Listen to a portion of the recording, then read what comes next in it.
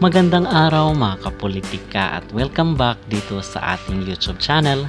In this video ay pag-uusapan po natin, tatalakay natin kung ano nga ba ang dapat na gagawin ni Sofronio Vazquez para mapanatili niya yung kanyang kasikatan. So ito po yung ating pag-uusapan. Medyo iba po mga kapolitika, but ito lang po ay base sa aking opinion kasi hindi naman lingid sa ating kaalaman yung nangyayari kay Charis at yung ibang mga singer na kung saan ay panandalian lang yung kanilang kasikatan and then biglang nalaos. But this time ating pag-uusapan yung mga tip at ano ba yung mga dapat na gawin ni Sofronio Vazquez para mapanatili niya yung kanyang kasikatan at talagang matutulad siya sa mga kilalang artist dito sa ating bansa, just like sila Regine Velasquez, sila Sarah Geronimo at kung sino-sino pa. Pero bago ang lahat ay huwag kalimutang mag-like at mag-subscribe na rin kayo para updated kayo sa ating mga latest issue.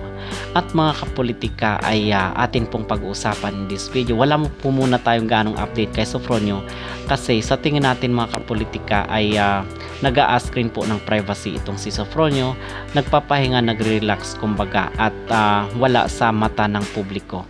Okay, but meron tayong, hindi pa naman ito kumpirmado, but base dito, doon sa ating nasagap na impormasyon ay baka nasa Amerika na po itong si Sofronio at ano lang po, naka-private lang po yung kanyang paglipad, but hopefully is andito pa siya sa Pilipinas. Okay, yun lang po ang ating nabasa dito sa mundo ng social media. But yung ating pag-uusapan nga sa ngayon ay ano-ano ba yung dapat na tandaan, mga tip natin kay Sofronio Vazquez, kumbaga yung ating piece of advice dito sa ating kabayan na world champion dito sa The Voice USA. Okay, kasi marami ngayon sa mga singers biglang sikat and then biglang laos rin. But itong si Sofronio Vazquez mga kapolitika, ito lang po ay basta ang opinion at simpleng mga payo lang po kay Sofronio. Ano-ano ba yung kanyang dapat na gawin para mapanatili ang kanyang kasikatan at tinatamong tagumpay dito sa larangan ng musika. Okay, yung number 1 talaga dito sa aking listahan mga kapolitika ay always trust God. Okay, so yun ang number 1, always seek His guidance.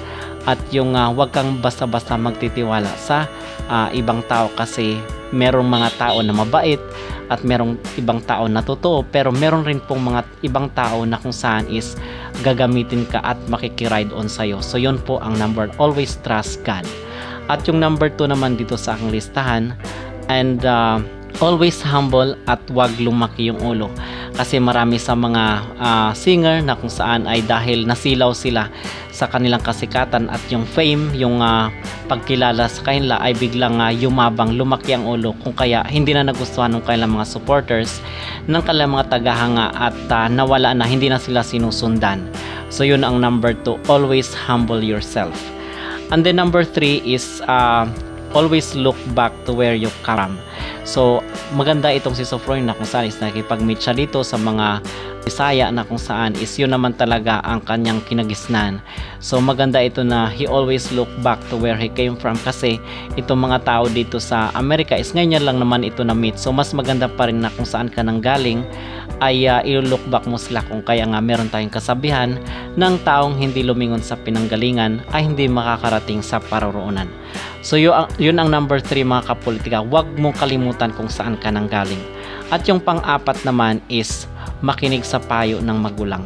At hindi naman lingid sa ating kaalaman yung nangyari kay Charis Pimpenko na kung saan is yung lola niya, yung mama niya nag-advise sa kanya but hindi siya nakinig at sinunod niya yung kanyang layaw at yung kanyang sariling gusto, kung kaya napariwara siya at nawala siya sa tamang landas mga kapolitika. At yun nga, biglang nalaos itong si Charis from stardom dahil hindi siya nakinig doon sa payo ng magulang. So yun ang pang-apat, makinig sa payo ng magulang para hindi mapariwara yung buhay.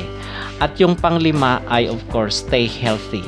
Okay, so kinakailangan kahit gaano pa kagaling ni Sofronio Vazquez ay kinakailangan na ingatan niya rin po yung kanyang sarili para magamit ng husto yung kanyang talento na ibinigay ng Diyos, kasi hindi naman ito sa kanya, kumbaga kung hindi mo ito alagaan ay mawawala rin po ito sa iyo. At yun po ang aking piece of advice dito kay Sofronio Vazquez sa gitna ng tinatamong tagumpay, kasikatan ng ating kababayan matapos na manalo ito sa The Voice USA. At kung kayo ang tatanungin mga kapolitika, ano ang inyong maging payo or advice dito kay Sofronio Vazquez para sa kanyang maging career dito sa mundo ng musika? mag-comment down below at huwag kalimutang mag-like at mag-subscribe na rin kayo para updated kayo sa ating mga latest issue. At maraming salamat po pala sa bagong member dito sa ating YouTube channel. Maraming salamat po sa laging pagsuporta dito sa ating mga ina-upload na mga videos. Mabuhay po kayo at God bless.